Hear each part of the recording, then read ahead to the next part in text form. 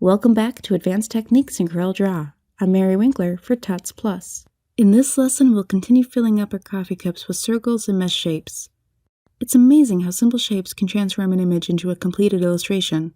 Let's get to it. Unhide your coffee components in the Object Manager. As you can see, I have a fair few objects to show again so we can get going on this lesson.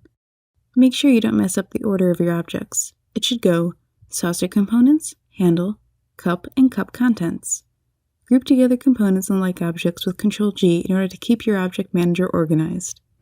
We created some cup contents in the previous lesson, but now we want to continue working on filling up the mug with freshly brewed dark coffee. I'll unhide my original mesh object to show you what we'll be creating, with some additions, in this lesson. Draw a circle with the ellipse tool, as we've done so many times at this point.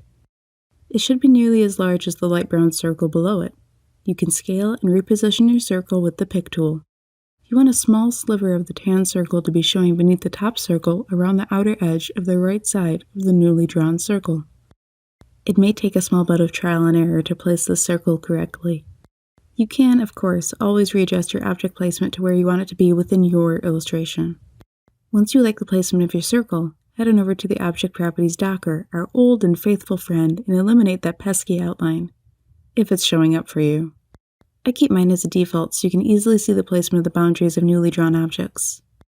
Select the fill color to a rich dark brown. We're going to go darker than this in the mesh, but I like this as a fresh starting point. Here's my original mesh. It's fairly simple. There's a half circle of nodes on the right side that have a lighter brown applied to each. We're going to add some additional nodes to ours, but this is the basis of the coffee design. Much easier than the cup and saucer for sure. Using the Mesh tool, double-click on the bottom right side and lower right corner of the mesh to add 3 nodes to the design.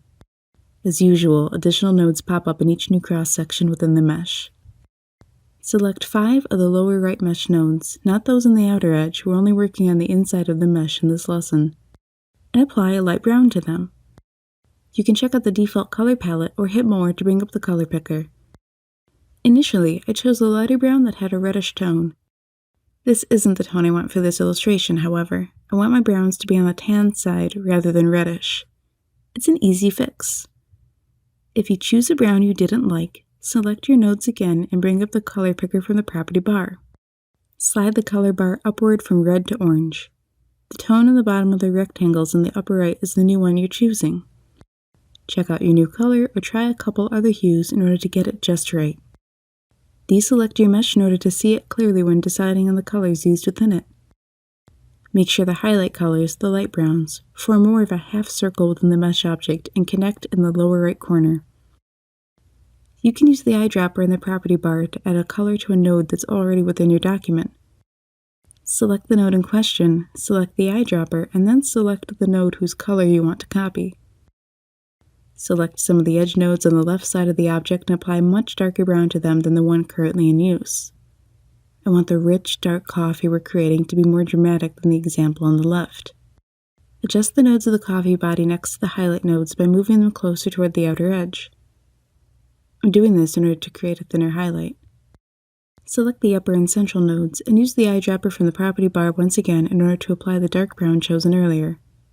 Be careful to not miss nodes when selecting groups of them, and always hold down Shift if you're trying to select more than one node. Select the Pick tool from the toolbox to quickly deselect the mesh and admire your handiwork. Look how dark and full-bodied this cup of coffee looks compared to my first example. You can, of course, go with a lighter brew if you wish. Look at the mesh of the original piece, and the mesh newly created. You can see that while they look quite different as a completed illustration, their meshes are quite a bit alike. Color choice can make or break a rendered design. Adjust your mesh as you see fit and make sure to continue saving your work often. Thank you so much for joining me in this lesson on creating the coffee portion of our coffee cup. In the next lesson, we'll finish it off with some quick techniques to make the coffee shine and look a bit more realistic still.